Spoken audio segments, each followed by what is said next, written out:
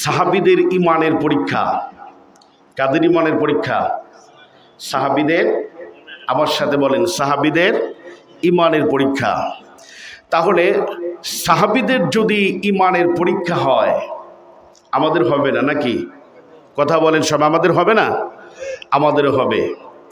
আল্লাহ রাব্বুল আলামিন আমাদেরও ইমানের পরীক্ষা করবেন, নিবেন। আল্লাহ তাআলা কোরআনের মধ্যে অসংখ্য আয়াতে বলছেন আমাদের আল্লাহ তাআলা পরীক্ষা করবেন। এজন্য সমস্ত পরীক্ষায় আমাদেরকে পাশ করতে হবে ইনশাআল্লাহ। সবাই বলেন ইনশাআল্লাহ। উহুদের যুদ্ধে সম্মানিত হাজরিন, হযরত আসিম ইবনে সাবিত রাদিয়াল্লাহু তাআলা আনহুর হাতে সালাকা বিনতে সাআদ এই মহিলার দুটো সন্তান নিহত হলো। নিহত হওয়ার পরে কাফেরেরা বলল যে তোমার সন্তান দুটোকে উহুদের যুদ্ধে বিশ্বনবীর সাহাবী, তার নাম হচ্ছে আসিম ইবনে সাবিত রাদিয়াল্লাহু তাআলা আনহু, তার হাতে নিহত হয়েছে। তখন এই সালাকা বিনতে সাআদ মুশরিকা নারী, সে বলল আমার কলিজার টুকরা দুটো সন্তানকে যেই সাহাবী হত্যা করেছে তার যদি তোমরা মাথার খুলি এনে দিতে পারো, তাহলে সেই খুলিতে আমি মদ ঢেলে আমি আমার লাত, মানাত, উজ্জা, হবল এই দেবদেবীগুলোর সামনে আমি মান্যত করলাম, তাদের সামনে সেই আসিম ইবনে সাবিত রাদিয়াল্লাহু তাআলা আনহুর মাথার খুলির মধ্যে মদ ঢেলে এরপরে আমি পান করব, এটা সে মান্যত করলো। আর এই আসিম ইবনে সাবিত রাদিয়াল্লাহু তাআলা আনহুর মাথার খুলি কেউ যদি এনে দিতে পারে, আমি তাকে বা তাহাদেরকে 100টা লাল উট পুরস্কার করব। জোরে বলেন নাউজুবিল্লাহ। আর ভাইরা, তারই ধারাবাহিকতায় সালাকা বিনতে সাআদের কথা শোনার পরে তখন দুষ্কৃতিকারী কয়েকজন যখন রাজি হয়ে গেল, রাজি হয়ে যাওয়ার পরে তারা এক বাক্যে স্বীকার করে নিল। মুনাফিকদের সহযোগিতায় তারা চলে গেল বিশ্ব নবীর কাছে মদিনায়। আল্লাহ নবীর কাছে যাওয়ার পরে তারা বলল, ইয়া রাসূলুল্লাহ, ইয়া হাবিবাল্লাহ, আমরা ঈমান এনেছি, নতুন মুসলমান হয়েছে। আপনি তো মদিনাতে আছেন মক্কা থেকে হিজরত করে। ইয়া রাসূলুল্লাহ, ওখানে কোনো সাহাবী নাই, আমরা আপনার হাত ধরে কালেমা পড়ে মুসলমান হতে পারি না, ঈমান এনেছি। তারপরেও ইয়া রাসূলুল্লাহ, ইয়া হাবিবাল্লাহ, আপনার কাছে একটা মিনিত হলো, আমাদেরকে আপনি দিন শিখান। আল্লাহ রাসূল সাল্লাল্লাহু আলাইহি সাল্লাম তাদেরকে আহলে সুফফার মধ্যে বসতে দিলেন, যেখানে তোমরা থাকো। আহলে সুফফা হলো ওই সময় ওই জায়গায় যাদের কোনো ঘর বাড়ি নাই, যাদের কোনো আত্মীয় স্বজন পরিবার পরিজন নাই, তাদেরকে সেখানে রাখা হয়। সমস্ত মানুষগুলো, অতিথিগুলো, মেহমানগুলো সেই জায়গায় তাদের থাকতে দেওয়া হলো।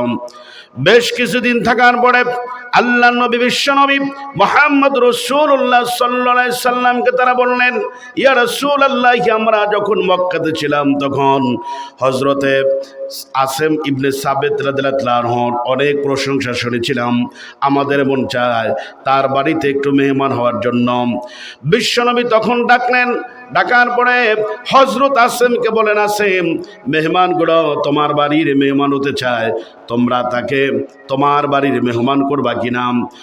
হযরত আসিম রাদিয়াল্লাহু তাআলা আনহু তখন বলেন, ইয়া রাসূলুল্লাহ, ইয়া হাবিবাল্লাহ, আপনি তো আমার অবস্থা জানেন, মেহমান যদি কারো বাড়িতে আসে তাহলে সেই লোকের উচিত উত্তম রূপে মেহমানকে মেহমানদারি করানো। ইয়া রাসূলুল্লাহ, এরপরেও আপনি যখন বললেন, আমি আপনার কথায় রাজি হয়ে গেলাম, মেহমানগুলোকে আমাদের বাড়িতে পাঠায় দিতে পারেন। আর ভাইরা, সমস্ত মেহমানগুলো হযরত আসিম রাদিয়াল্লাহু তাআলা আনহুর বাড়িতে চলে গেলেন।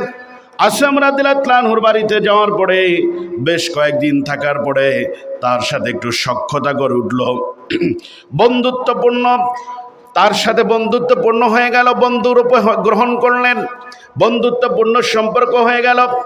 এরপরে বেশ কিছুদিন থাকার পরে এবার প্রতিনিধি দল বলল, ইয়া রাসূলুল্লাহ, ইয়া হাবিবাল্লাহ, আমরা তো অনেক দিন থাকলাম, আমাদেরও পরিবার পরিজন আছে, সংসার আছে, আপনি এখন যদি অনুমতি দেন আমরা আবার মদিনা থেকে মক্কায় ফিরে যেতে চাই।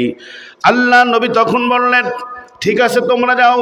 প্রতিনিধি দলের প্রধান তখন বলল, ইয়া রাসূলুল্লাহ, ইয়া হাবিবাল্লাহ, আপনি যদি দয়া করে কিছু সাহাবীগুলোকে যদি পাঠাই দিতেন তাহলে তারা মক্কাতে গিয়ে আল্লাহর দিন মানুষকে শিখাইত, এরপরে তাদের হাত ধরে অসংখ্য মানুষ ঈমান আনত, কোরআন বুঝতো, ইসলাম বুঝতো।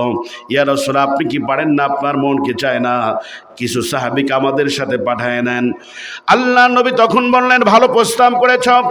বিশ্ব নবী তখন বললেন, আমি একটা প্রতিনিধি দল পাঠাতে চাই, কে আসো তোমরা? তাদের সাথে চলে যাইবা। তখন আল্লাহ নবীকে এই প্রতিনিধি দলের প্রধান বলল, ইয়া রাসূলুল্লাহ, আপনি যাকেই পাঠান না কেন, যেহেতু আমরা বেশ কতদিন মানুষ, কয়েকজন মানুষ আমরা কতদিন হলো আসেম রাদিয়াল্লাহু আনহুর বাড়িতে ছিলাম, তার সাথে আমাদের একটু সখ্যতা গড়ে উঠেছে, তার সাথে আমাদের বন্ধুত্ব সম্পর্ক রয়েছে, মেহেরবানি করে তাকেও পাঠায় দেন। আপনারা বলেন, এই আসেম রাদিয়াল্লাহু আনহুকে নেওয়ার তাদের কি মূল পরিকল্পনা? তারা কি তাকে ভালোর জন্য নিবে? কথা বলেন, কি বলেন, ভালোর জন্য নিবে না? কেন নিবে? সালাকা বিনতে সাদ, সেই মুশরিকা মহিলা, সে ঘোষণা করেছে যে কোনো মূল্যে যদি কেউ জীবিত অথবা মৃত অথবা হযরত আসেম রাদিয়াল্লাহু আনহুর মাথার কল্লা এনে দিতে পারো তাহলে 100টা লাল উট তাদেরকে পুরস্কার দেওয়া হবে। জোরে জোরে বলেন নাউজুবিল্লাহ। সম্মানিত হাজিরিন, বিশ্বনবী তখন 10 জনের একটি প্রতিনিধি দল নাম ঘোষণা করলেন। কয়জনের? 10 জনের একটি প্রতিনিধি দল আল্লাহর নবী ঘোষণা করলেন। সম্মানিত হাজিরিন, এই 10 জন, তারা বিশ্বনবী 10 জনের একটা প্রতিনিধি দল ঘোষণা করলেন। এই 10 জন, আমি তাফসিরের মধ্যে মোটামুটি 7 জনের নাম পেয়েছি। তার একজন হলো, 1 নম্বরে হচ্ছে আসেন ইবনে সাবেত রাদিয়াল্লাহু আনহু, 2 নম্বরে মাদ্দাস ইবনে আবি মাদ্দাস, 3 নম্বরে খোবাইব ইবনে আবদারি, 4 নম্বরে জায়েদ ইবনে দাসনা, 5 নম্বরে আবদুল্লাহ ইবনে তারেক, 6 নম্বরে খালিদ ইবনে আবু বকর রাদিয়াল্লাহু আনহু, 7 নম্বরে মাতাব ইবনে উবায়ের। আর 3 জন নতুন ইসলাম গ্রহণ করার জন্য এই 3 জনের নাম তাফসিরগুলো তো আসে নাই। সম্মানিত হাজিরিন, এবার এই 10 জনের প্রতিনিধির মধ্যে আমির হয়ে গেল হযরতে আসেম রাদিয়াল্লাহু আনহু। সুবহানাল্লাহ বলেন। কাফেরেরা শুধু মনে মনে হাসে, যেটাই তো চাইছিলাম, কি বলেন? সম্মানিত হাজিরিন, বিশ্বনবীর পাঠানো এই প্রতিনিধি 10 জন সাহাবীকে যখন এই দুষ্কৃতিকারীরা নিয়ে মদিনা থেকে যখন রওনা করলো মক্কার দিকে, আস্তে আস্তে একদম নিকটবর্তী যখন তারা আসবে, হুজাইলের পানি নামক একটা স্থান আছে, হুজাইল নামক স্থানে যখন তারা আসলেন, সেই সময় ওই জায়গায় কয়েকটা ইহুদিদের গোত্র ছিল। একটা হলো ইহুদিদের কয়েকটা গোত্র ছিল, তাদের নাম হলো, একটা হলো আদলুব, আর একটা গোত্রের নাম হলো কারাম, আর একটা গোত্রের নাম হলো রজি। এই 3টা গোত্রর কাছে যখন তারা আসলো, তাদের বাসভবনের কাছে যখন আসলাম, তখন কেউ একজন পিছন থেকে এমন একটা সংকেত ব্যবহার করলো, ব্যবহার করার সাথে সাথেই এই 10 জন সাহাবীর উপরে অতর্কিতভাবে তাদের উপরে হামলা করা হলো। 200 জনের একটা সন্ত্রাসী বাহিনী, 200 জনের হাতে তরবারি, অস্ত্রে শস্ত্রে সজ্জিত বাহিনী, নিরস্ত্র 10 জন বিশ্বনবীর নিরস্ত্র সাহাবীগুলোর উপরে যখন আক্রমণ করা হলো, তখন সাহাবীদের বুঝতে কোনো বাকি নেই। তারা বুঝতে পারলেন যে আমাদেরকে মিথ্যা বলে, আল্লাহ নবীর কাছ থেকে মিথ্যা বলে আমাদের এখানে এনেছে, আমাদেরকে মূলত তাদের টার্গেট হলো আমাদেরকে হত্যা করা। তখন হযরত আসেম রাদিয়াল্লাহু আনহু বললেন, হে আল্লাহ নবীর সাহাবী, আপনারা সবাই শাহাদাতের জন্য প্রস্তুতি গ্রহণ করেন। বলেন সুবহানাল্লাহ। আমার ভাইরা, আসেম রাদিয়াল্লাহু আনহু এই কথা বলার সঙ্গে সঙ্গে নিরস্ত্র, হাতে কোনো তরবারি নাই, তারা তো যাচ্ছেন দিন প্রচার জন্য, কোরআন শিক্ষা দেওয়ার জন্য, ইসলাম শিক্ষা দেওয়ার জন্য, তারা তো আর যুদ্ধ করার জন্য যাচ্ছে না। তখন মুহূর্তের মধ্যেই তাদের হাতে 6 জন সাহাবী শাহাদত বরণ করলেন। ইন্না লিল্লাহি ওয়া ইন্না ইলাইহি রাজিউন।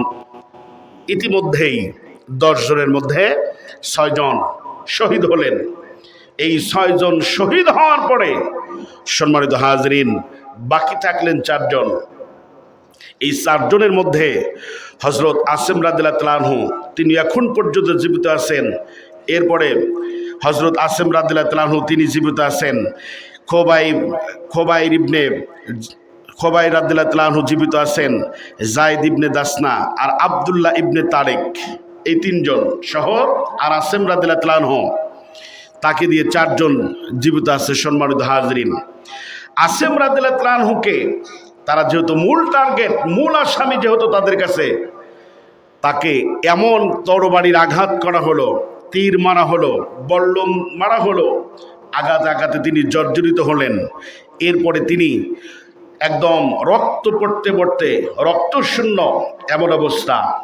তখন তিনি বুঝতে পারলেন যে সালাকা বিনতে সাআদ, তার যে 2 সন্তানকে আমি উহুদের যুদ্ধে হত্যা করেছিলাম, তার প্রতিশোধ গ্রহণ করার জন্য এই প্রতিনিধি দল আমাকে টার্গেট করে বাকি 9 জনকে তারা নিয়ে আসছে। একা চাইলে তো আমাকে আল্লাহ রাসূল ছাড়বেন না, এজন্য আমার সাথে আরো 9 জনের জীবন বিপন্ন। তিনি বুঝতে পারলেন ইতিমধ্যে তো 6 জন মারা গিয়েছেন। এরপরে হযরত খোবাইব, আব্দুল্লাহ ইবনে তারেক, এরপরে যায়েদ ইবনে দাসনা রাদিয়াল্লাহু তাআলা আনহু, এই 3 জনকে তারা ধরল। এমতো অবস্থায় তিনি অনেক কষ্ট করে একটু অদূরে চলে গেলেন, দূরে গেলেন। যাওয়ার পর আল্লাহ রাব্বুল আলামিনের কাছে মোনাজাত করলেন, আল্লাহ ও আল্লাহ, আমার শরীরে শত শত ক্ষত বিক্ষত করা হলো, আমার শরীরে তীর মারা হয়েছে, আমার শরীরে তরবারি আঘাত করা হয়েছে। আল্লাহ, তোমার কাছে মোনাজাত করি, তোমার কাছে বাঁচার জন্য বলছি না। ও দয়াময় আল্লাহ, তুমি আমারে দয়া করে এদের হাত থেকে বাঁচার জন্য তোমার কাছে মোনাজাত করছি না গো আল্লাহ। তুমি দয়া করে কাফেরদের হাত থেকে আমি শহীদ হওয়ার পরে ওরা যাতে করে আমার লাশটা খুঁজে না পায়। বলেন সুবহানাল্লাহ। আল্লাহর নবীর সাহাবী আসিম ইবনে সাবিত রাদিয়াল্লাহু তাআলা আনহু বলেন, ও আল্লাহ, ওরা যদি আমার লাশটা খুঁজে পায়, ওরা আমার লাশটাকে বিকৃতি করবে, আমার চোখ তুলবে, কান কাটবে, আমার নাক কাটবে, মুখ কাটবে, অঙ্গ প্রত্যঙ্গগুলো কেটে কেটে ছোট ছোট করবে, এমন করতে পারে। ও আল্লাহ, তুমি তো রহমান, তুমি তো রাহিম, তোমার কাছে মরার আগে, মৃত্যুর আগে, শহীদ হওয়ার আগে আমি তোমার কাছে মোনাজাত করলাম। ও দয়াময় আল্লাহ, আমার লাশটাকে জানি কাফেররা খুঁজে না পায়। আল্লাহ রাব্বুল আলামিন তার দোয়া কবুল করলেন। বলেন সুবহানাল্লাহ। আমার ভাইরা, এরপরে 3 জনের সাহাবী করে ধরে নিয়ে গেল। খোবাইব রাদিয়াল্লাহু তাআলা আনহু, আব্দুল্লাহ ইবনে তারেক রাদিয়াল্লাহু তাআলা আনহু আর যায়েদ ইবনে দাসনা রাদিয়াল্লাহু তাআলা আনহুকে ধরে নিয়ে গেল। আব্দুল্লাহ ইবনে তারেক রাদিয়াল্লাহু তাআলা আনহু, তাকে যখন বাঁধা হলো, আল্লাহর বান্দা অনেক কৌশল করে বাঁধনটা খুঁজলেন। বাঁধনটা খোলার পরে দৌড়ালেন। কিছু দূর যাওয়ার পরে আর তিনি পড়ে গেলেন, আর যেতে পারলেন না। তখন বড় পাথর দিয়ে আল্লাহ নবীর সাহাবীকে যায়েদ ইবনে দাসনা রাদিয়াল্লাহু তাআলা আনহুকে পাথর দিয়ে তার মাথা থেতলে দিয়ে তাকে হত্যা করা হলো। জোরে জোরে বলেন নাউজুবিল্লাহ। ও আমার মুসলমান ভাইরা, সাহাবীদের ইমানের পরীক্ষা এরকম কষ্টকর ছিল, এত কষ্ট করে ইমান তারা এনেছিলেন। আর আজকে আমরা তাদের উত্তর সরে আমরা কিন্তু ইমান আনি নাই, আমরা ইমান পেয়েছি। কথা বলেন, ইমান তারা কষ্ট করে এনেছিলেন, তাই ইমানের দাম তারা দিতে পেরেছেন। আমাদের কষ্ট করতে হয় নাই, আমাদেরকে হামলা মামলার শিকার হতে হয় নাই, আমাদের জেল জরিমানার শিকার হতে হয় নাই, ফাঁসিতে জ্বলতে হয় নাই। এজন্য আমরা ইমানটারেও বুঝতে পারলাম না। এরপরে হযরত খোবাইব রাদিয়াল্লাহু তাআলা আনহু, এরপরে যায়েদ ইবনে দাসনা রাদিয়াল্লাহু তাআলা আনহুকে দুজনকে ধরে নিয়ে গেল। ধরে নিয়ে যাওয়ার পরে তারা এত আনন্দ করলো, উল্লাস করলো। এরপরে তারা ঘোষণা করলো যে দুজনকে আমরা ধরে এনেছি বদরের যুদ্ধে এবং উহুদের যুদ্ধে যেই সমস্ত আমাদের জাতি ভাইরা মুসলমানদের হাতে যারা নিহত হয়েছে, তাদের আত্মীয় স্বজন যারা আসো আসো, এই যে দেখো আমাদের শত্রুদের দূরে নিয়ে আসছি, তোমাদের যা খুশি করতে পারো, এদেরকে তোমরা আঘাত করতে পারো, মারতে পারো। মানে একদম সরকারি মালের মতো হয়ে গেল। জোরে জোরে বলেন নাউজুবিল্লাহ। মনোযোগ আছে আপনাদের? ইনশাআল্লাহ সকলকে মনোযোগ দিয়ে শুনতে হবে ইনশাআল্লাহ। সম্মানিত হাজরিন, এরপরে এই দুইজন সাহাবীকে ধরে তারা খুব আনন্দ করলো, মানে এত আনন্দ পেল যে এরকম আনন্দ তাদের জীবনে আর কোনোদিন আসেইনি। এরপরে বনু হারেসের পুত্ররা হযরত খোবাইব রাদিয়াল্লাহু তাআলা আনহুকে কিনলো। তার কারণ এই হারেস খোবাইবের হাতে নিহত হয়েছিল। সম্মানিত হাজরিন, এজন্য তাকে তারা কিনে নিল। এরপরে দুইজনকে রাখা হলো দুইটি জায়গায়। সম্মানিত হাজরিন, মাসটি ছিল মুহররম মাস। এই মুহররম মাসে তারা হত্যা করবে না, এই জন্য দুজনকে দুই জায়গায় রাখা হলো। রাখার পরে হেরেমের বাহিরে তাদেরকে নিয়ে যাওয়া হলো, যেই জায়গায় এখন মসজিদে তামিম আছে, যারা গিয়েছেন তারা দেখেছেন, সেই জায়গায় তাদেরকে নিয়ে যাওয়া হলো। মক্কা থেকে প্রায় 6 কিলোমিটার দূরে, সেখানে নিয়ে গিয়ে তাদেরকে রাখা হলো। সম্মানিত হাজরিন, এরপরে হযরত খোবাইব রাদিয়াল্লাহু তাআলা আনহুর উপর নির্মম নির্যাতন তারা শুরু করলো। বলেন নাউজুবিল্লাহ। এতক্ষণ তো মারছেই, আর ভাইরা এই সাহাবীগুলোকে খাবার দাবার দেওয়া হয় নাই, একটু সম্মান পর্যন্ত কেউ করে নাই। শুধু সরকারি মালের মতো যে যা পারে তাদের উপরে আঘাত করলাম। এরপরে বদর এবং উহুদের যুদ্ধে মুসলমানদের হাতে যেই সমস্ত কাফের নিহত হয়েছিল তাদেরকে ডাকাডাকি করলাম। এমন আত্মীয় নিহত হয়েছে, তারা 40 জন আসেন। আমার ভাইরা আত্মীয় স্বজন চলে আসলাম। আসার পরে এরপরে তাদের উপরে বলা হলো, এই যে আত্মীয় স্বজনগুলো কেরাই মারছে, এখন তোমাদেরকে যা খুশি তোমরা করো। এক একজন এক একভাবে তাদের উপরে মারা আরম্ভ করলাম। এরপরে হযরতে খোবাইব রাদিয়াল্লাহু তাআলা আনহু মনে মনে ভাবলেন, যে কোনো সময় আমি তো নিহত হতে, শহীদ হতে পারি, আমার শরীরের অবস্থা ভালো না। তখন খোবাইব রাদিয়াল্লাহু তাআলা আনহু কাফিরদেরকে বললেন, তোমরা আমার একটু সময় দাও, আমার জীবনের শেষ নামাজটা আমি আদায় করে নিতে চাই। বলেন সুবহানাল্লাহ। ওই সময় নামাজ ছাড়ে না। আর আমরা এত সুস্থ থাকা অবস্থাতেও কি বলেন, এমন মানুষ আছে না নাই? শুক্রবারেও আসে না, আসে কি? বছরের পর বছর, মাসের পর মাস, দিনের পর দিন। আরে সম্মানিত হাজরিন, আমাদের সবাইকেই মরতে হবে। এজন্য মরাটা যাতে করে ভালো হয়, মুসলমান হিসেবে মরতে পারি। আল্লাহ তাআলা বলছেন, তোমরা মুসলমান না হওয়া পর্যন্ত মৃত্যুবরণ করো না। খুব কঠিন। ওই দিন যদি কেউ ধরা খান কেউ, বা আমরা খাই, আর বাঁচার কোনো পথ আছে কি? নাই। সম্মানিত হাজরিন, এরপরে হযরত খোবাইব রাদিয়াল্লাহু তাআলা আনহু ওই অবস্থাতেই নামাজ আদায় করলেন। নামাজ আদায় করার পরে তখন খোবাইবরে কেউ এসে তরবারির আগা দিয়ে এইভাবে করে আঁচ মারে, আবার কেউ ঘুষি মারে, কেউ তীর দিয়ে গাও দেয়, বিভিন্ন রকমের অনেক লম্বা ইতিহাস, যে যা পারে করলো। হঠাৎ করে একজন কাফের বলছে, যাহারে যেইভাবে করে আমরা আজকে খোবাইবকে যেইভাবে করে আমরা খুঁটির সাথে তাকে হাত পিছনের দিকে দিয়ে তাকে যে বাঁধলাম, বেঁধে ফেললাম, এইরকম করে যদি আমরা মুহাম্মদ সাল্লাল্লাহু আলাইহি সাল্লামকে যদি বাঁধতে পারতাম, কত না মজা হতো। জোরে জোরে বলেন নাউজুবিল্লাহ। তিনি প্রায় অচেতন, এত মারামার খাওয়ার পরেও কি শক্তি থাকতে পারে? কিন্তু আল্লাহর বান্দা, বিশ্বনবীর সাহাবী, এই কথা তিনি শুনেছেন। সুবহানাল্লাহ বলেন। এই কথা শোনার পরে তখন খোবাইব রাদিয়াল্লাহু তাআলা আনহু লক্ষ্য করলেন যে কেউ একজন আমাকে এখানে না বেঁধে যদি মুহাম্মদ সাল্লাল্লাহু আলাইহি সাল্লামকে বাঁধতে পারত, তাহলে কতই না মজা হতো। এইটা কে বলছে? উনি খুব সংক্ষিপ্তভাবে অল্প দেখছেন। চোখে রক্ত, সমস্ত মুখে মাথায় সমস্ত শরীর রক্তে রঞ্জিত হয়ে গেছে। এরপরেও তাকে চিনেছে। চেনার পরে এই ব্যক্তি যখন হযরতে খোবাইব রাদিয়াল্লাহু তাআলা আনহুর কাছ দিয়ে যখন যেতে নিয়েছে, তখন তিনি মুখের মধ্যে থুতু বোঝাই করে যতটুকুর মারা উচিত তার চেহারা বরাবর মেরে দিলেন। জোরে জোরে বলেন সুবহানাল্লাহ। প্রতিবাদের ভাষা দেখেন, দেখছেন, মানে এটা অন্যায়। রাসূলকে, একজন বিশ্বনবীর সাহাবী বেঁচে থাকতে রাসূলকেই খুঁটির সাথে বাঁধবি, এটা কোন সম্ভব? এরপরে তার হাত তো বাঁধা, পা বাঁধা, সমস্ত অঙ্গ প্রত্যঙ্গ ক্ষত বিক্ষত, রক্তে রঞ্জিত, রক্তে লালে লাল হয়ে গেছে। এরপরেও প্রতিবাদ জানালো।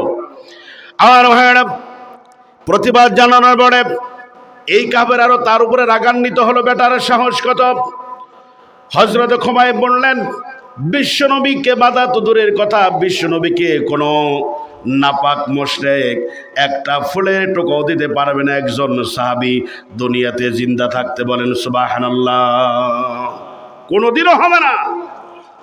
সম্মানিত হাজরিন, এরপরে আল্লাহ তাআলার কাছে তিনিও মোনাজাত করলেন যে আল্লাহ, এই আমাদের উপরে এই মায়ের জুলুম নির্যাতন করা হচ্ছে, আঘাতের পর আঘাত করা হচ্ছে। হে আল্লাহ, তুমি আল্লাহ রাসূলকে কোনো না কোনোভাবে খবরটা দিয়ে দাও। সম্মানিত হাজরিন, এরপরে রাসূল সাল্লাল্লাহু আলাইহি সাল্লামের কাছে ফেরেশতা জিবরাইল ওহী নিয়ে আসলেন। এরপরে তিনি বললেন, ইয়া রাসূলুল্লাহ, হাবিবাল্লাহ। সেদিন রাসূল সাল্লাল্লাহু আলাইহি সাল্লামকে যখন ওহী নিয়ে আসলেন, সম্মানিত হাজরিন, তখন যায়েদ ইবনে আসলাম রাদিয়াল্লাহু তাআলা আনহু, এটা অন্য যায়েদ ইবনে আসলাম, তিনি বলেন, আমি উপস্থিত ছিলাম। আমি দেখলাম আল্লাহর নবীর হঠাৎ করেই ঘুমের ভাব আসলো, তার চোখ মোবারক লাল হয়ে গেল।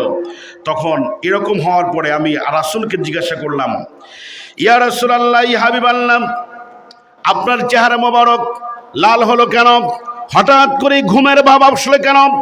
আল্লাহ নবী সেই অবস্থা থেকে যখন স্বাভাবিক অবস্থায় ফিরলেন, আল্লাহ নবী তখন বললেন, ও যায়েদ ইবনে আসলাম, শোনো, কেবলমাত্র ফেরেশতা জিবরাইল আমাকে ওহী নাজিল করে তিনি বলে গেলেন যে এই 10 জন সাহাবীকে মক্কার দুষ্কৃতিকারীরা আমার কাছে মিথ্যা বলার পরে, আমার কাছে মিথ্যা বলে যেই 10 জন সাহাবীকে তারা মিথ্যা বলে কোরআন শিক্ষার কথা বলে, দিন শিক্ষার কথা বলে, মিথ্যা বলে বানোয়াট কথা বলে নিয়ে গেল, আমার এই 10 জন সাহাবীকে এই রকম করে করে হত্যা করেছে, তারা মারা গিয়েছে। এই মুহূর্তে আমার প্রিয় সাহাবী তাকে একটা খুঁটির সাথে আষ্ট পিঠে বেঁধে আমার প্রিয় সাহাবী হযরত খুবাইবকে ওরা শাহাদত মৃত্যুবরণ করেছে, শাহাদত বরণ করেছে। আমার প্রিয় সাহাবী বিশ্বনবী এই কথাগুলো বলতেছেন আর কান্না করলেন।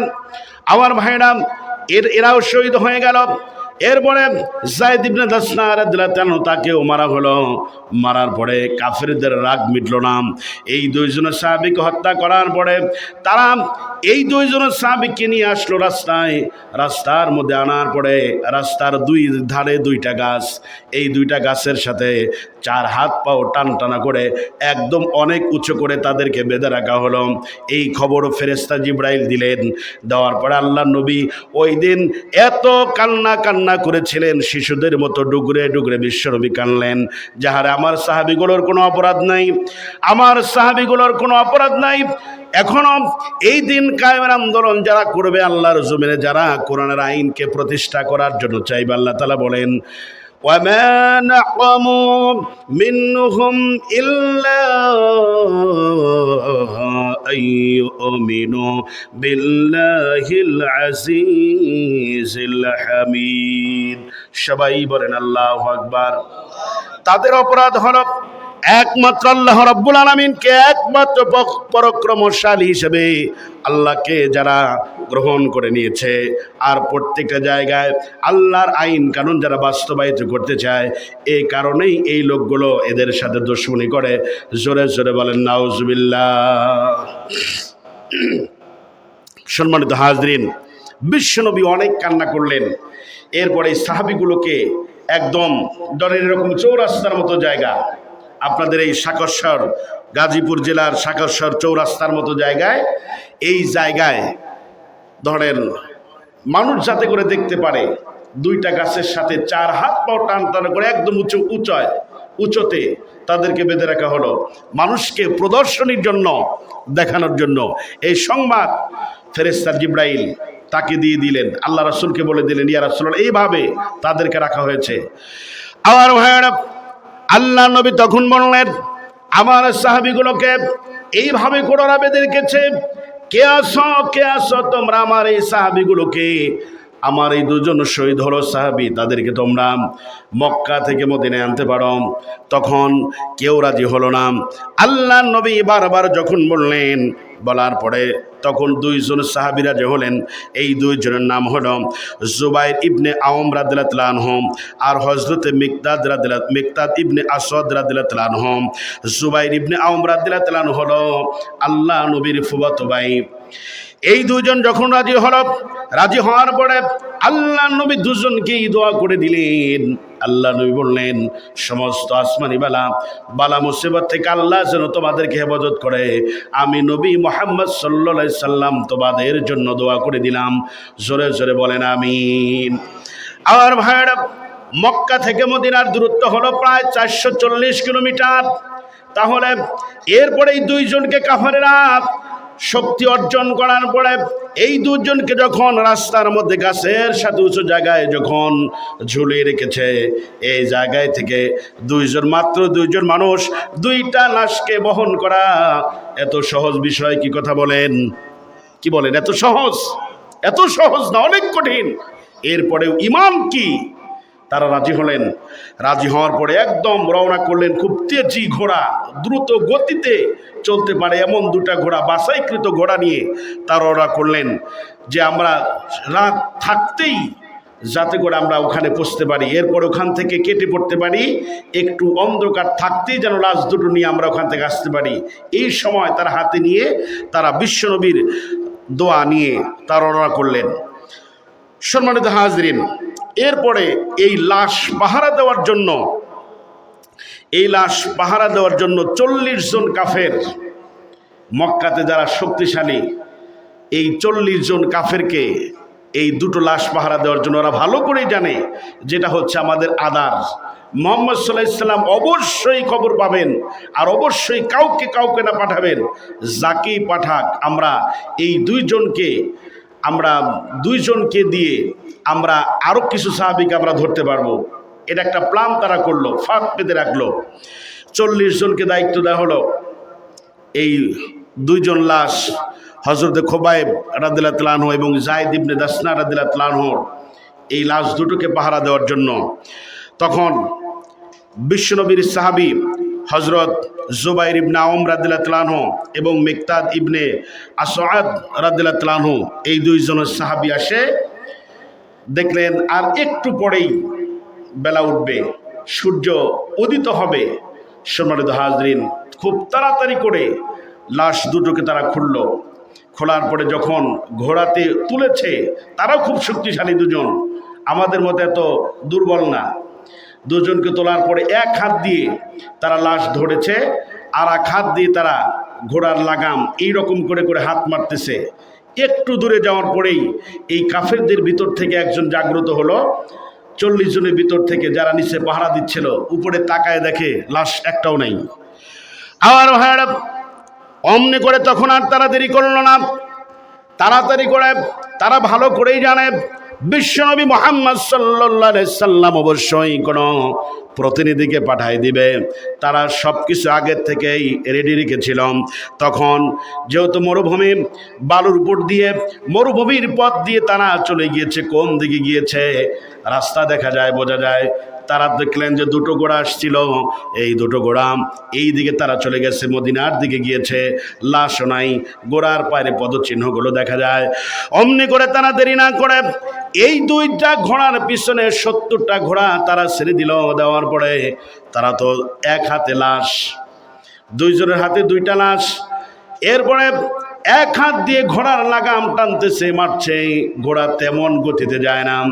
আমার ভাইরা, ওরা শক্তিশালী মানুষ, এরপরে ওদের ঘোড়া বেশি দ্রুত গতিতে চলে। হঠাৎ করে কিছুক্ষণ সময় পার হয়ে যাওয়ার পরে এই দুইজন সাহাবী দেখতে পারলেন তাদেরকে অনেকগুলো ঘোড়া নিয়ে তাদেরকে পিছন থেকে ধাওয়া করা হচ্ছে। তখন হযরত জুবাইর ইবনে আওম রাদিয়াল্লাহু আনহু এবং মিকদাদ ইবনে আসওয়াদ রাদিয়াল্লাহু আনহু তারা পরামর্শ করলেন, বলেন ভাই এই জীবিত মানুষগুলো নিয়ে, এই মৃত মানুষগুলোকে নিয়ে আমরা জীবিত মানুষ আর বিপদে পড়তে চাই না। কারণ হলো ওরা শুধু আমাদেরকে ধরতে পারে, আমাদের কি একই অবস্থা করে ছাড়বে, এখন কি করা যায়? আমার ভাইয়েরা এই কথা বলার সঙ্গে সঙ্গে বলো, ভাই তাহলে কি করা যায়? তখন দুজন পরামর্শ করলেন আর বললেন যে আল্লাহ রাব্বুল আলামিনের দিন কায়েম করার জন্য, ইলম শিক্ষা দেওয়ার জন্য যারা বের হয়েছিলেন, আমরা এই দুটো লাশকে আল্লাহর জিম্মায় ছেড়ে দিলাম। আল্লাহ রাব্বুল আলামিন তার কুদরতি কোনো ব্যবস্থা করবেন। জোরে জোরে বলেন সুবহানাল্লাহ।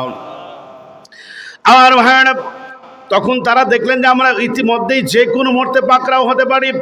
অমনি করে খুব একটা আমাদের পিছনে নাই, অল্প জায়গা, এটি মনে করে এই দুজন সাহাবী দুটো লাশকে সেই মরুভূমির মধ্যে ফেলে দিলেন। ফেলে দেওয়ার পরে চোখ থেকে দরদর করে পানি পড়ল আর বলেন, আল্লাহ তোমার দুইটা বান্দা মুজাহিদ বান্দাকে এখানে রেখে গেলাম, আল্লাহ তুমি তাদের লাশ ইবাদত করো, তোমার ইলম শিক্ষা দেওয়ার জন্য, আল্লাহ তোমার কোরআনের বাণী পৌঁছানোর জন্য, ছড়িয়ে দেওয়ার জন্য তারা আসতেছিল, কিন্তু দুষ্কৃতিকারীরা তাদেরকে মেরে ফেলেছে, আল্লাহ তুমি তাদের লাশ ইবাদত করো। এই বলে দুজনে এত জোরে দুইটা ঘোড়া লাগাম টেনে টেনে যখন জোরে জোরে ঘন ঘনভাবে মারতেছে, তখন এই ঘোড়ার গতি বেড়ে গেল, তারা অনেকটা এগিয়ে গেলেন। আল্লাহ রাব্বুল আলামিন তাদের দোয়া কবুল করলেন। আল্লাহ রাব্বুল আলামিন তাদের দোয়া কবুল করার পরে রব্বুল আলামিন সেই লাশ দুটোর উপরে বালু ঝড় দিয়ে দিলেন, শুকনা ঝড়। কিছুক্ষণ ঝড় হওয়ার পরে এই জায়গায় তারা যখন লাশের জায়গা অনুমান করে যখন আসলো, তারা বুঝতেই পারল না কোন সাহাবীর কোন জায়গায় ফেলে দেওয়া হয়েছে, তাদের কবরটা কোথায়। আল্লাহ রব্বুল আলামিন তাদের লাশটাকে রব্বুল আলামিন হেফাজত করলেন। সুবহানাল্লাহ বলেন। আমার ভাইয়েরা ঘটনা কিন্তু শেষ হয় নাই। আসেম রাদিয়াল্লাহু আনহুর কথা কি মনে আছে? আসেম রাদিয়াল্লাহু আনহু বললেন, ইয়া রাসূলুল্লাহ, আসেম রাদিয়াল্লাহু আনহু আল্লাহর কাছে বলেছিলেন, আল্লাহ ওরা আমাকে যদি ধরতে পারে আমার লাশ ওরা বিকৃতি করবে, আমার কান কাটবে, চোখ তুলবে, আমার অঙ্গ প্রত্যঙ্গগুলো কর্তন করবে, এরা করতে পারে। ও আল্লাহ তোমার কাছে বাঁচার জন্য বলছি না, দয়াময় আল্লাহ তুমি মেহেরবানি করে, ও আল্লাহ তুমি মেহেরবানি করে আমার লাশটাকে হেফাজত করো। আল্লাহ যদি কাউকে বাঁচান তাহলে তাকে কেউ আর কেউ মারতে পারে? কথা বলেন। আল্লাহ যদি কাউকে মারেন তাকে কেউ কেউ বাঁচাতে পারে? আল্লাহ যা করেন আল্লাহর সিদ্ধান্তর কোনো পরিবর্তন হবে না। আল্লাহর সাথে কেউ দুশ্মনী করতে পারবে না। আল্লাহ তাআলা আসিফ ইবনে সাবিত রাদিয়াল্লাহু আনহুর দোয়া কবুল করলেন। আমার ভাইয়েরা তার দোয়া যখন কবুল হয়ে গেল, এরপরে এই প্রতিনিধি দল তারা যে 10 জন 6 জন এবং 7 জনকে মারছে, এই প্রতিনিধি দল চলে যাওয়ার পরে বলতেছে আমরা একে একে 10 জনকেই মেরে ফেলেছি। তখন সালাকা বিনতে সাদ বললেন, শুধু মারলেই হবে না, আমি আমার দেবদেবীগুলোর সামনে মান্যত করেছিলাম, আমি হযরতে আসিম ইবনে সাবিত রাদিয়াল্লাহু আনহুর মাথার কোলের মধ্যে আমি মদ ঢেলে মদ পান করব, এটা আমি মান্যত করেছিলাম, তোমরা যতই মারো হবে না, আমি তার মুন্ডু চাই, তার মাথা চাই। তখন একজন প্রতিনিধি দল, দুষ্কৃতিকারীর প্রতিনিধি দল একজন বলল, এটা তো সহজ ব্যাপার, তাহলে আসিম রাদিয়াল্লাহু আনহু কোথায় আছে? একজন ডাক দিয়ে বললেন, আমি আমার চোখ দিয়ে দেখেছি তাকে পাহাড়ের টিলার উপর উঠতে, আমরা যখন তাকে আদামরা করলাম সে তখন আমাদের চোখ আড়ায়া, আমরা বাকিদেরকে যখন ধরে আনতে ব্যস্ত ছিলাম আমাদের চোখ আড়ায়া সে অমুক পাহাড়ের টিলার উপরে চূড়ার উপরে আমি তাকে উঠতে দেখেছি, বলে চলো যাই আমরা তাকে নিয়ে আসবো। আমার ভাইয়েরা 100টা লাল উট পুরস্কারের আশায় এই দুষ্কৃতিকারীরা আবার সেই পাহাড়ের দিকে রওনা করলো। রওনা করার পরে আল্লাহ কুদরতওয়ালা, আল্লাহ হলেন ইন্নাল্লাহা আলা কুল্লি শাইইন কাদির, সমস্ত ক্ষমতা কার? কথা বলেন আরো জোরে বলেন কার? সমস্ত ক্ষমতার মালিক আমার আল্লাহ। আল্লাহ রাব্বুল আলামিন আগের থেকেই ব্যবস্থা করে রাখলেন। আল্লাহ তো জানেন আমার প্রিয় বান্দা হযরত আসিম ইবনে সাবিত রাদিয়াল্লাহু তাআলা আনহুর লাশরা নিতে আসবে, চুরি করতে আসবে। এজন্য আল্লাহ তাআলা তার বাহিনীগুলোকে আল্লাহ তাআলা প্রস্তুত করলেন। এই প্রতিনিধি দল দুষ্কৃতিকারীরা তারা যখন অন্তত কয়েকশো জন মিলে যখন পাহাড়ের টিলার দিকে উঠে হযরত আসিমের লাশ খোঁজাখুঁজি আরম্ভ করলেন, খুঁজতেছেন।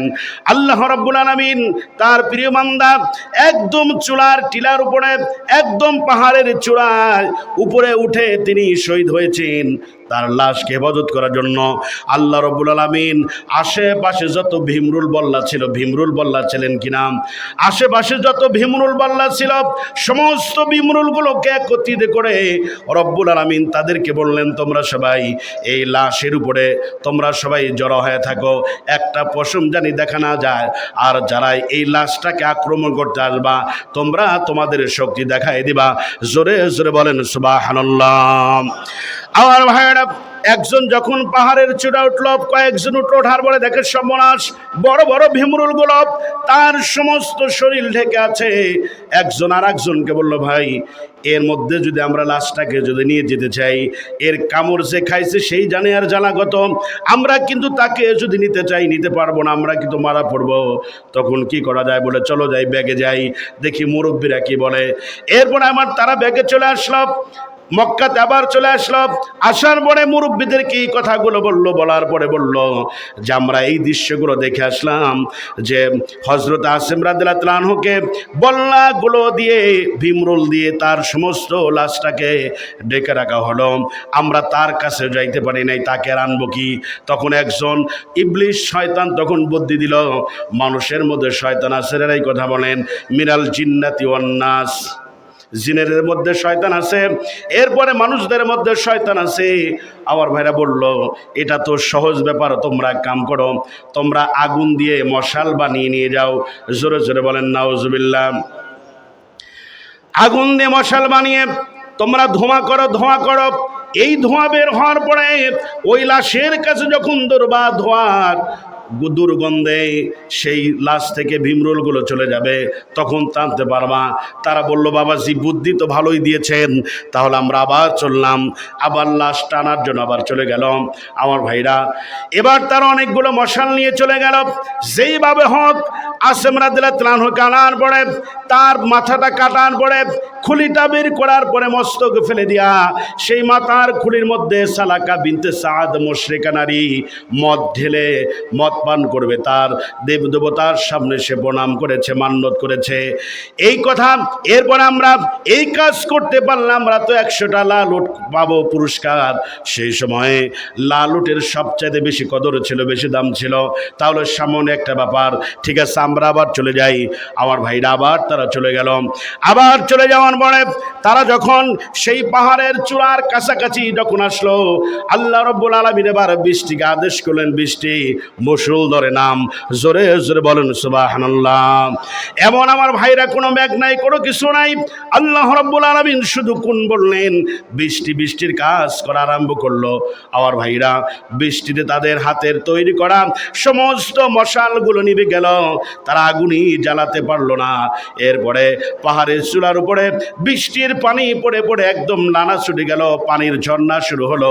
এরপরে সেই পানিতে সেই পানির চাপে যে একটা পানি পাহাড়ের চূড়ায় থেকে গড়তে গড়তে অনেক সময় কিন্তু খালের মতো হয় কিনা বলেন, অনেক সময় দেখা যায় যে 3 হাত 4 হাত ভেঙে গিয়েছে, পানির নালা ছুটেছিল। এই অবস্থা করে আল্লাহ রাব্বুল আলামিন কোন জায়গায় হযরত আসিম রাদিয়াল্লাহু তাআলা আনহুর লাশটাকে আল্লাহ তাআলার কুদরতি শক্তির মাধ্যমে কবর দিয়েছেন। তারা তন্ন তন্ন করে খুঁজে আর তারা লাশ পেল না। জোরে জোরে বলেন সুবহানাল্লাহ। আমার ভাইরা, আল্লাহ রাব্বুল আলামিনের জন্য, দিন কায়েমের জন্য যারা নিয়াত করবে, রব্বুল আলামিন তাদেরকে হেফাজত করবেন, তাদেরকে দোয়াগুলো কবুল করবেন। তাহলে মোট কথা হলো, সাহাবীরা এইভাবে করে ঈমানের অগ্নি পরীক্ষা দিয়ে তারা উত্তীর্ণ হয়েছেন। এমন পরীক্ষা আমার আপনার জীবনে আসলো না, তাহলে আমরা কি তাদের সাথে আমাদের তুলনা করা যাবে? কথা বলেন। আল্লাহ রব্বুল আলামিন তাই বলেন, আমি সমস্ত মানব মণ্ডলীকে আমি রব্বুল আলামিন পরীক্ষা করব 4 ভাবে। তার 1 নাম্বার হলো, আমার ভাইরা, আয়াতটা হলো সূরা বাকারা 155 নম্বর আয়াত। আল্লাহ রাব্বুল আলামিন বলেন, ওয়ালানাবলুওয়ান্নাকুম বিশাইইম মিনাল খাউফি ওয়াল জু'i ওয়া নাকসিম মিনাল আমওয়ালি ওয়াল আনফুসি ওয়াস সামারাত ওয়া বাশশিরিস সাবিরিন। সবাই বলেন আল্লাহু আকবার। আল্লাহ রাব্বুল আলামিন বলেন, আমি পৃথিবীতে যত মানুষকে পাঠিয়েছি প্রত্যেকটা মানুষকে আমি 4 ভাবে পরীক্ষা করব। নাম্বার 1 আমার ভয়ের মাধ্যমে, 2 নাম্বার হলো 1 নাম্বার হলো আমার ভয়ের মাধ্যমে, 2 নাম্বার হলো কিছু ক্ষতি করার মাধ্যমে, এরপরে কিছু ফসল ক্ষতি করার মাধ্যমে। এটা আমরা আর্থিক পরীক্ষা ধরে নিয়েছি, মানে আর্থিক পরীক্ষার মাধ্যমে। আর 3 নাম্বার হলো জীবন নেওয়ার মাধ্যমে। আর 4 নাম্বার হলো অবাশিরিস সাবিরিন, ধৈর্যের মাধ্যমে, সবরের মাধ্যমে। এই 4টা মাধ্যমের যে কোনো একটা মাধ্যম আমার আপনার জীবনে এসে আল্লাহ রব্বুল আলামিন আমাদের পরীক্ষা করবেন। এখন আল্লাহর কাছে একটাই দয়া চাইতে হবে, আল্লাহ আমাদেরকে এত বড় বড় পরীক্ষা করো না, আমরা পাস করতে পারবো না। আল্লাহ আমাদেরকে ছোট ছোট পরীক্ষা করে তোমার সেই জান্নাতি মানুষ দুনিয়াতে বেঁচে থাকতেই যারা জান্নাতের সার্টিফিকেট পেয়েছেন, আল্লাহ ওই কাতারে আমাদের নামটাও তুমি লিখে দিও। জোরে জোরে বলেন আমিন।